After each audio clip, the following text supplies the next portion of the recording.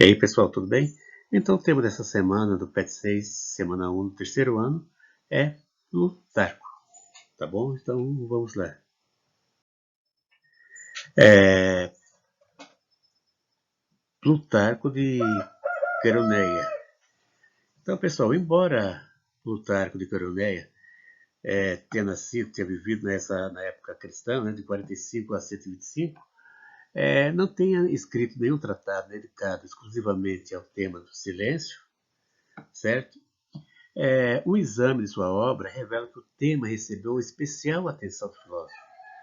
Então, a polissemia do cinema, assim como as diferentes razões para sua apologia, pode ser constatado nas duas coleções de textos nas quais sua obra foi conformada. Então, o tema do silêncio figura tanto nos tratados que constituem a Muralha, inclusive uma obra que tem tradução em português, grupo que é objeto privilegiado de atenção por parte dos historiadores da filosofia, quanto também nas biografias das vidas paralelas. Então, compondo ele o grupo de filósofos que a tradição denomina de médio-platônicos. Plutarco ele carregara alguns dos traços distintivos de tal tradição, entre os quais aquele de tentar conciliar as doutrinas de Platão e Aristóteles. Continuando, Plutarco ele gestará e dará à luz as suas próprias ideias no confronto com as teses de Platão e Aristóteles. Então, assim, veremos que, no mais das vezes, Plutarco ele usa a crítica às teses das escolas epicuristas e estoicas, principalmente desta última. Né? É como um caminho para se aproximar da filosofia platônica e aristotélica, da qual ele se une para defender e estabelecer a sua própria filosofia. Boa parte da obra do polígrafo consiste na apresentação de vidas de homens ilustres. E como bem pontua no início, inclusive quando ele fala de Alexandre, a preocupação do autor não será de fazer a história em sentido estrito, mas de expor vidas. Embora seja na muralha a parte de sua obra pela qual se interessam os historiadores da filosofia, não se deve negligenciar o fundo filosófico existente e a costura de natureza ético-antropológico das vidas.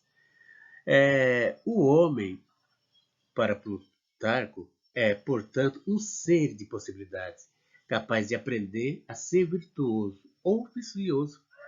A este propósito, inclusive no início da vida de, de Moleontes, ao apresentar o que seria a sua definição de história, Plutarco diz o seguinte: a história é aos meus olhos como um espelho, com a ajuda do qual eu tenho de algum modo tornar bela a minha vida e conformá-la às virtudes destes grandes homens.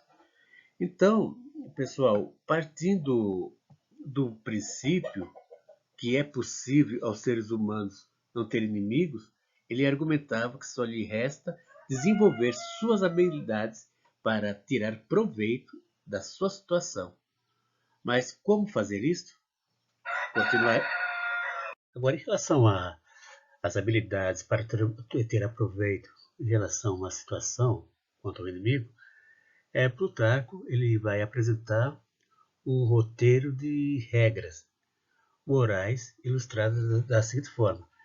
Primeiro, tendo em vista que os inimigos observam as nossas ações atentamente, diz ele, é importante estarmos atentos a nós mesmos.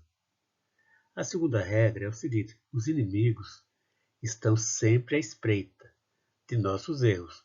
Isso nos obriga a viver de modo virtuoso e irrepreensível, resistindo às facilidades e afastando a presunção.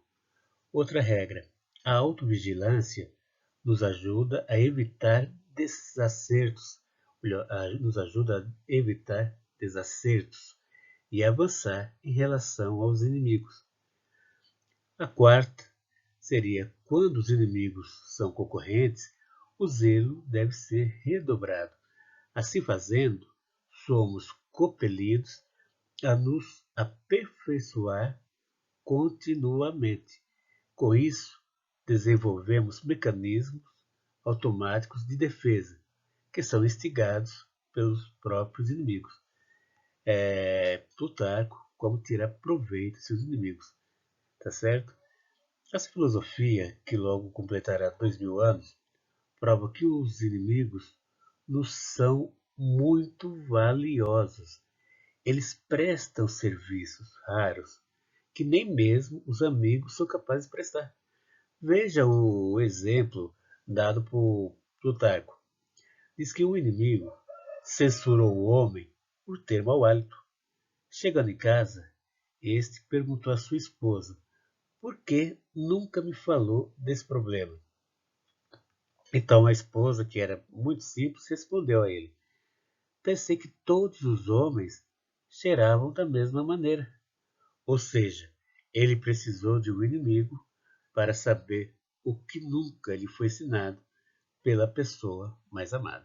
Tá certo? Então, até mais, pessoal.